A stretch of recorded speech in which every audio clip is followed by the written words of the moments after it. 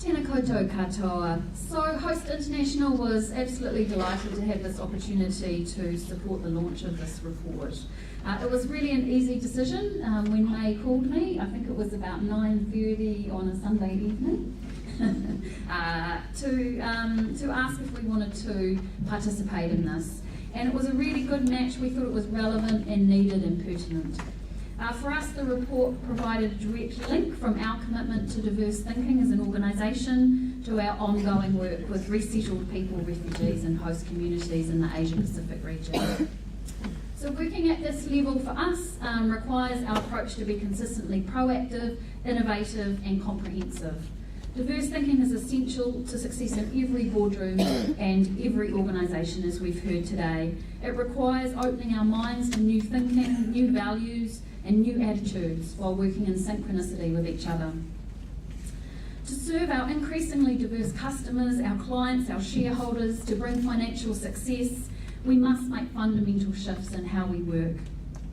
Without it, our organisations will be driven by groupthink, which we've already heard about today, and become irrelevant to market needs. Increasing diversity means opening the doors to difference by joining the dots in a different way. It means welcoming others around the table, challenging our own unconscious bias. It means offering a hand or a voice or a platform to someone who might not fit what you've previously known, but whose contribution is incredibly valuable. At Host International, from the moment we launched, we aim to celebrate diversity. Our values include it as a core foundation of our work. We're opening up opportunities for former refugees in New Zealand to gain employment that matches their skills and qualifications. 30% of refugees who arrive in New Zealand have professional qualifications and skills and experience, and yet still struggle to enter the workforce here. It's crazy and it needs a fundamental shift. And I ask you, how many taxi drivers have you met with PhDs? I've met a lot.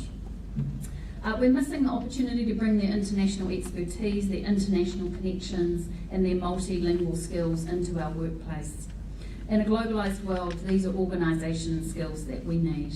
So how do we enact change? We start at the top. We've talked about that today. We invite courage, new thinking, new voices at the top table. We commit our organisations to being leaders in this super diverse country that we live in. We use our influence, our networks and our voices to bring about change. We must work both as individuals, ourselves and our organisations, and together across our industries to enact tangible long-term change. Our livelihoods of everybody in this room and the longevity of our organisations depend on it. So in closing, I'd like to offer you a challenge. If you're here and you are at the top table in a board, I ask you, who do you know that looks different, sounds different, thinks differently, and is different than you? And you undoubtedly know at least one intelligent, highly skilled individual who hasn't had the chance to be at that table. And what can you personally do to help them get there? At the same time, I know and I can see that there's a lot of people in this room who want to be at the top table. And I ask you today to use this opportunity. There's more than 200 people in this room. You don't just have to approach the speakers. I want you to find people in this room who are on boards. Just look at their labels, it's all written there.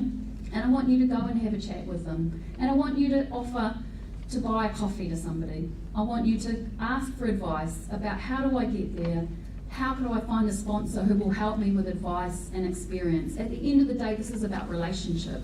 It's not about purely having your skills, it's about how you actually get that hand-holding and expertise and advice that helps you shift through about where you want to go.